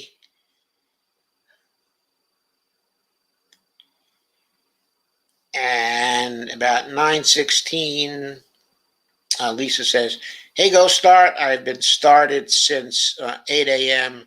and not happy. And Solana says, I don't like the sound of those photos. Yikes. Ghostad says, Lisa girl, understandable. Lana says, Lisa hanging in there, moving, lots to do. Carmen says, Laura, is it getting wicked? But Lana, I'm sorry, not Laura. Lana, is it getting wicked cold where you are yet? Carmen says, good article by Ryan Cooper, that is. There's a sense as, wow, this culture is so sick. Hashtag toxic colonizer culture. Hashtag feral society. The U.S. has proven that advanced technology does not make an advanced society. We must adjust industry around of service to the planet and all life. Hashtag still Romans at the Colosseum. I know. Jeff Denton says, thing bothers me both about Facebook is that it was somewhere given the permission to completely subvert the First Amendment right to free speech when it is literally based in a country where every citizen has the right to free speech. It's getting late, so I'm going to announce here now that, don't forget, tomorrow night I have a conversation with Jason Call coming up. He's running for Congress in the Washington 2nd District. He's a great candidate. He's an MMTer. He's a Red Beret. He's a whole Washingtoner. He's the works. I have a great conversation coming with him tomorrow night. So please be there or be square. Go. So Elvira Mahalko says, what about a general strike? There is one on October 15th. We need to have a week-long one, but who all is participating? Anyone? I don't know who all is participating. I suspect that I'm going to participate in some way. I don't know quite how yet, but I'm very much for a general strike. But I know nothing right now about who is calling it, what their intentions are, what they intend to do, what the story is. I'm watching, okay, at this point. I'm watching, but I have a disposition to participate, yes. Lana says, Carmen, not yet. Cooled off some this week. It was nearly 90 on Sunday. Carmen says, wow, Lana, that's almost as much as here. We had 92 and sick high humidity. I was hoping if you guys cool off, it'll get to us. At least you don't have to move in sleet and snow. things have gotten pretty nice here for us in the Washington area. It's been sort of in the low, well, I guess one day was in the high 80s, but okay, it was lower in the last couple of days to the low 80s. It's been going down to the low 60s, okay, at night. We have had some fall in the air, but we know that's going to be limited because it's still going to be hot up there in the Arctic, and we know we're going to have very, very changeable weather. Carmen says, new variant in Africa, folks, don't drop your guard. No, we're very, very careful here, Carmen, very careful. Pilana says, agreed, Carmen. I have a tendency to move on either the hottest or coldest day of the year, laugh out loud. Carmen says, is growing hemp in the infrastructure bill? Anyone know? No, the language of the infrastructure bill has not been released as yet. I don't know whether growing hemp is in there. Alana says, Stephanie is awesome. Carmen says, Stephanie had that MMT light bulb moment and the light stayed on. She had that light bulb moment back in the 1990s. And yes, it did stay on. She did a project to try to check out whether what Warren said about the banking system and the currency was true. And I believe that was her PhD project. And by the way, that's when the light bulb came on, when she decided that what Warren, the fantastic things Warren was saying, which was true. Co-star said, haha, just got around Twitter's BS by sharing Devorah's under the radar post. Oh, thank you. Thank you. That's my under the radar. Kay says, we might have to strike over the stupid debt ceiling. And Teresa Sanders says, Chris Hedges, the French-style strike tactics are more effective. Camping out is harder on the protesters and easier on the cops. Otherwise, regular but erratic continuing protests allow protesters to recoup, BAU, etc., and make the paramilitary units drag their shit back and forth every time. Yes, Teresa Sanders, I'm sure that is better, in fact. And Lana says, Nehru sucks. And Elvira Mahalko says, I'm proud of the House progressives pressuring to omit $1 billion for Israel's Iron Dome in the spending bill today. Well, that's fine if they can get it. I hope they can. But Lana says, Randy Ray quotes this one too, priceless. And Jeffrey Denton, out of control of who? Jeffrey says, what exactly needs to be budgeted? Elvira Mahalko says, George W. Bush is garbage, just for the record. And Elvira Mahalko says, the Clintons and Obamas are garbage too, just for the record. Yeah. And Ghostdot says, but Representative Yarmouth ain't playing these BS games. He suggests raising the debt limit to an unachievable high. Yeah, I thought that was interesting. But, of course, that's the same thing. In effect, that's the same thing as minting an unbelievably high-value platinum coin, like $1 trillion platinum coin. And doing that would be easier because Congress wouldn't have to be involved. The authority is there. Congress doesn't have to be involved. Alana says, Steve, I love it. Where did you see that? Kay says, Yarmouth, Kentucky says we should just raise the debt ceiling so high we will never reach it again. Ghostart says, John Yarmouth, chairman of the budget committee, the statutory debt limit is stupid. We need to get rid of it. Yes, he's right. That is, in fact, the easiest thing for Congress to do. They can get rid of it in one afternoon. We've known that for a very long time. That's what Lana gives her thumbs up. But by the way, if Congress doesn't have to be involved, the easiest thing to do is for Treasury to mint that coin. Mint that coin. And BL says, how long have you been part of the Green Party, Joe? I don't consider myself a part of the Green Party. I consider myself, okay, an independent. I do like the Green Party, BL. I do like the policies the Green Party puts forward. I happen to have met online at least some members of the Green Party, and some of those members in person as well. And the people I've met from the Green Party, I certainly like. That's true even when I've argued with them. I've had some knockdown, drag-out arguments with some people who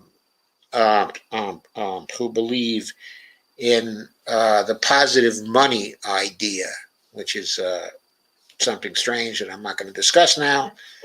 But anyway, I've had knockdown, drag-out arguments with some of them because that view has been in control of the Green Party for a long time, but that view is also slipping right now. But I've interviewed some Green Party people who are really angels. Howie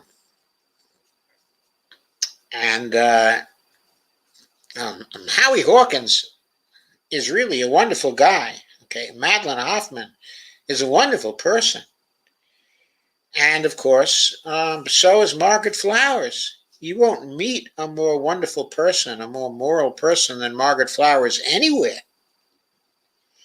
So, I mean, the Green Party people I've met, okay, I really love, but over the years, the Green Party hasn't been able to produce significant change. Now, I know it's been blocked every step of the way by the major parties, but still, they've been in existence for a very long time, and they haven't been able to make a dent in this particular system. And I don't know, somehow it's hard to understand why they couldn't do it. And Lisa says they did it on purpose. They always do, and isn't it convenient, right as we are trying to pass a rebirthing of the economy. Kay says, by the way, get cash out of the bank and save it up in case this debt limit fiasco happens. I don't think the debt limit fiasco is going to affect the banks at all. I mean, why should it affect them? And Kay says, Social Security checks will be affected, I hear. Not necessarily, Kay. Not necessarily. Social Security checks have not been affected by the debt ceiling before. If it happens this time, there is going to be an outcry. Oh, yeah, there's going to be a tremendous outcry. If you want to get oldsters into the streets for the general strike, that's the way to do it. And Lana says, Lisa agreed, but more of us are getting wise to this BS theater. That's all it is. Yes, it's BS theater, but that is not all it is because it does harm people. The last time around, it harmed the federal workers. And this time around, it could be that Kay is right. It's going to harm Social Security recipients also if it does that. For some reason, no one feels sorry for federal workers. But it's not going to be the same thing when Social Security recipients have to go to their sons and daughters and say, hey, I need to borrow some money because my Social Security check was not here this month. That's going to involve a lot of people. Poor people, middle class people, I mean, even upper class people, they undoubtedly will be able to supply the money, but they're not going to like it when the people that they've been helping, need more help. It's going to be embarrassing for all concerned, and nobody is going to love it, and everybody is going to blame the freaking politicians. And Ghostart says, Representative John Yarmuth, Dems can do it through reconciliation. Leadership has said they don't want to do that. The reason is that if we do that, but through reconciliation, we actually have to specify a number.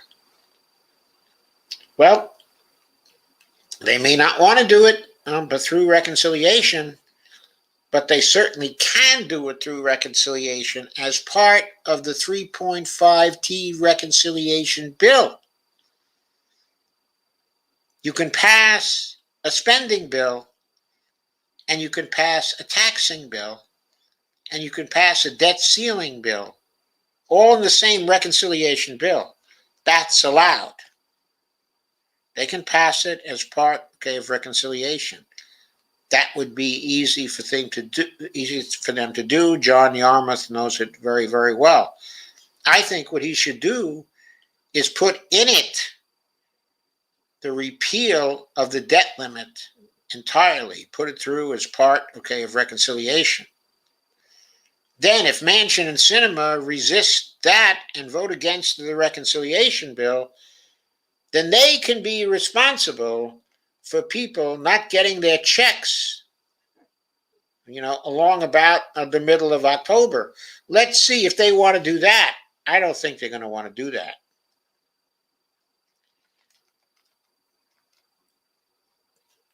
And agreed, Lana, but I'm lacking the virtue of patience. That what Lisa said. That Lisa says, Joe's hot too, and smiles. Yeah. Lana says, I'm out of patience as well. Lana says, Joe has been annoyed about this for several years, I think. And Lisa says, more on Obama. And she laughs. And Ghostat says, $100 trillion. Laugh out loud, Dr. Evil. And Lana Dell says, PAYGO equals austerity. Just say no to PAYGO.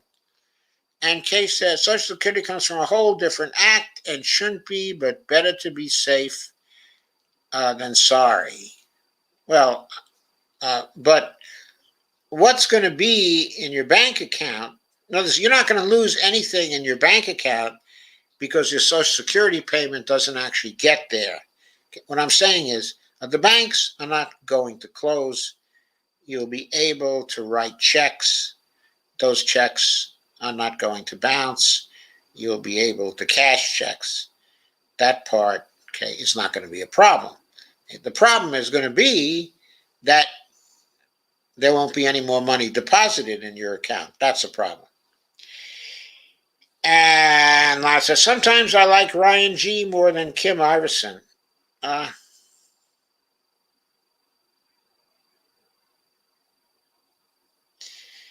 Yeah, I generally like Ryan G. Okay, it all depends on the topic. If you're talking about the ins and outs of Congress and what's going on there and stuff like that, Ryan G is certainly better than Kim Iverson. Okay. If you're talking about what's going on with COVID, I think that Kim Iverson is more on top of the COVID situation. That's not to say that I necessarily agree with her judgments. I think she's forgotten about the New Zealand example, and she's forgotten about the China example, and that she's given up, on the idea of actually managing through social methods COVID fatalities and cases, COVID cases. I think she's just poo-pooing that. And what she wants to do basically is to, she values more the liberties of people not to wear masks than the safety, of other people who don't want to be exposed to COVID. I think it's clear to me that the right not to be exposed to COVID supersedes the right but not to wear a mask. In other words, the first right is more important, than the second one. I'm sorry. Kay says, I like Ryan Grimm. And Ghostat says, Liesel girl, now I can't find my last jug of whiskey and wine's not chilled, but there's a baby. I'm much better now. I'm not sure I understood all that. Jeffrey says, I have a hard time trusting anyone who was handed a big platform already loaded with hundreds of thousands of followers, while First Amendment rights, which give every single person in the United States the right to free speech, are denied on every other form of media on the planet. Congress shall make no law abridging the freedom of speech, and it seems that is exactly what the globalist and non-divided political left are trying to do. Absolutely true, Jeff. Absolutely true. That's absolutely true. And but Cora Emanuel says, I don't give the Democrats a pass on mistakes. I do believe they do it on purpose. Look, everybody makes mistakes. Yeah, Democrats do a lot of things on purpose. But I don't think the mistake of not firing Elizabeth McDonough, I don't think that was done on purpose. I think that was probably a mistake. Just a mistake. I certainly think it was a mistake not to have fired her before the fact in relation to the fight for 15. Schumer knew $15 an hour was going to be in that bill coming over from the House. He should have replaced her long before that with a new parliamentarian who would just have judged, okay, on a narrow basis, does something have a budgetary impact? If it has a budgetary impact, it meets the reconciliation rules. That's it. It's in. That's the way it should have been done. Same thing with the PRO Act. Same thing with the immigration bill. Obviously, that's going to have a budgetary impact. It should be in for reconciliation. That's the test. Cora says, I don't give a damn. And Carmen says, precisely, Joe. They're using parliamentarian fuckery as an excuse. Carmen says, wasn't Byrd that Klan dude from back in the day? Well, he left the Klan actually when he was, I don't know, still fairly young. By the 1950s, he was no longer a Klan dude. And certainly by the 1970s, he was no longer a Klan dude. In fact, by then, he was a very good friend of Ted Kennedy and remained so until Teddy died, and Byrd himself died not too long afterwards. But they were very good friends. Cora Emanuel says, Chris Hedges believes the Democrats are feckless, and I do too. Well, I just went on a rant about how feckless they are, of course, but that was just a few minutes ago. And Lana said, Byrd turned himself around toward the end of his life, but yes. Well, it wasn't even towards the end of his life. He had turned himself around certainly by the 1960s and 70s already. So that was far from the end of his life. Carmen says, okay. Lana Kay says, we need another party, but we won't get one anytime soon. Well, that results from lack of guts on the part, okay, of the electorate. I mean, if the electorate as a whole was determined to vote out all of the incumbents of either party and all of the new candidates from either party, and to vote only for third parties, it would take only one election to kill both of the major parties. So theoretically, we could do it. Of course, we'd have to trust ourselves and all our neighbors and friends and other people in the country to do the same thing. There would have to be a movement to do that, and that movement would have to be joined in by a majority of the voters in the United States. But if that happened, we'd soon get rid of these bought politicians, all of them in one fell swoop. But there has to be a movement for that. And Londell says, wow, she's been in that position for 20 years? No. She's been working on parliamentary questions for a long time. She was put into that office by Harry Byrd, actually, before he left. I'm not sure the year she was put in. It might have been 2011, 2012, something like that. She hasn't been the parliamentarian before for that many years. But as I say, probably about 8 years or something else.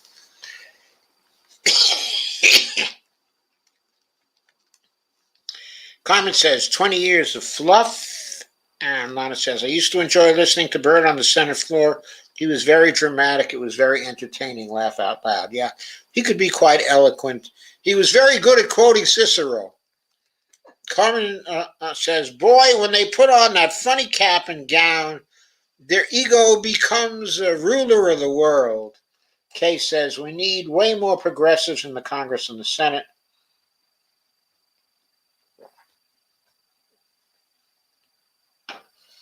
Kay says, we need to add DC. I think Kay means as a state.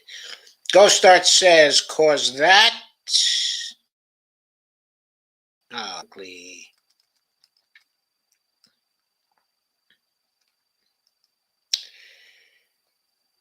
And Ghost says, because that would be Bertie Bro sexist, laugh out loud. Cave says, my internet keeps going out. I hate Spectrum. Liesl Girl says, I'm saying it, Joe.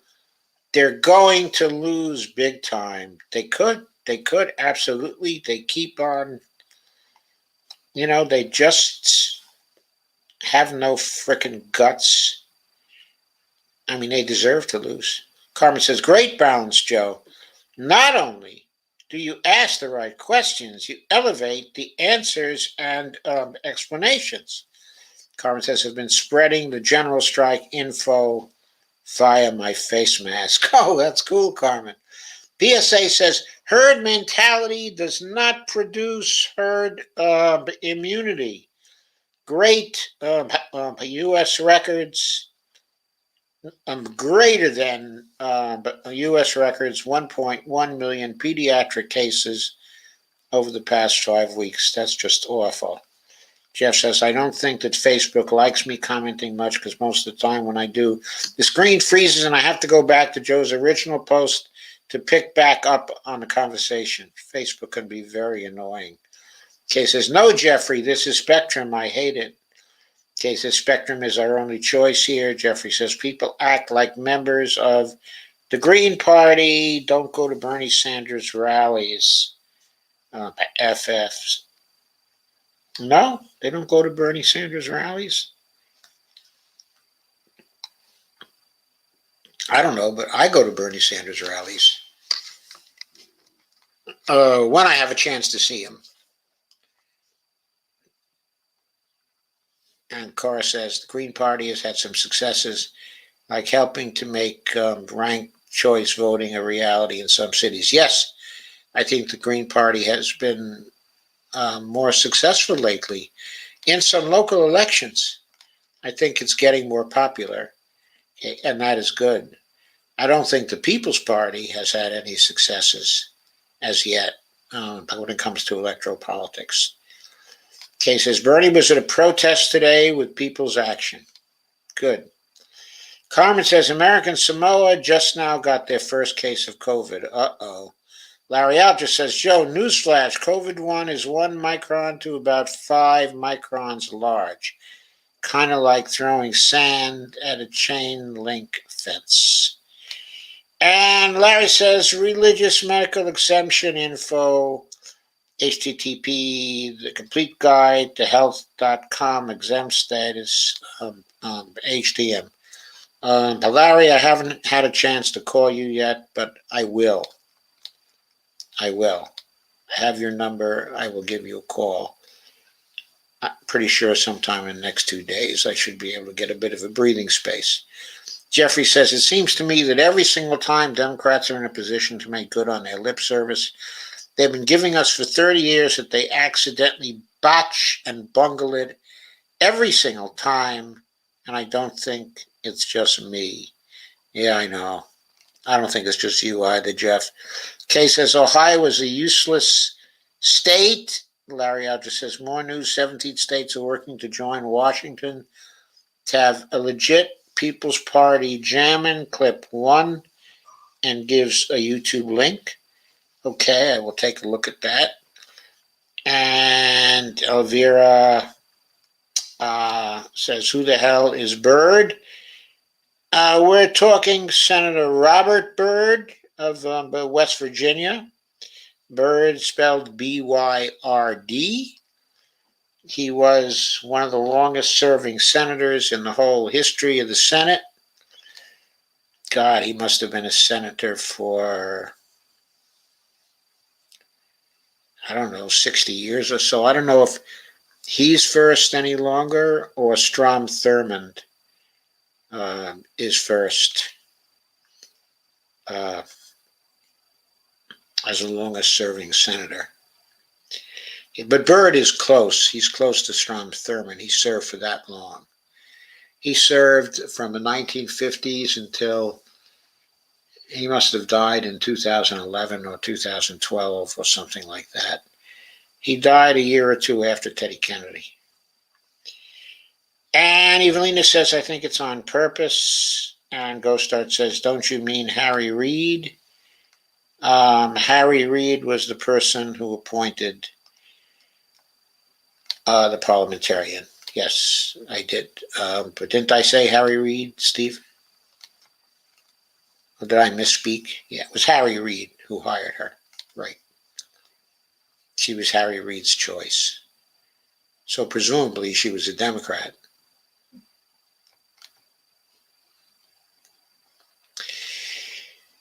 Okay, guys, I think we've reached the end. I think this was a very vigorous session. Thank you for coming. Thank you for staying. Thank you for contributing. And remember, it's Jason Call tomorrow night. I'm going to have my red beret on in earnest for that one.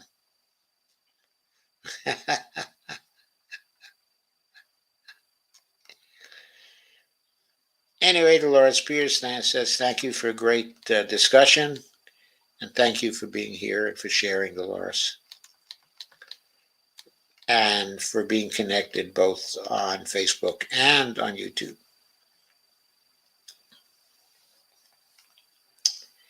Kay says, thank you for another great discussion. But I love you all.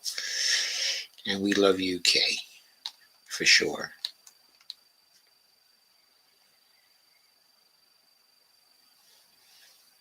I'm going to say goodnight, folks.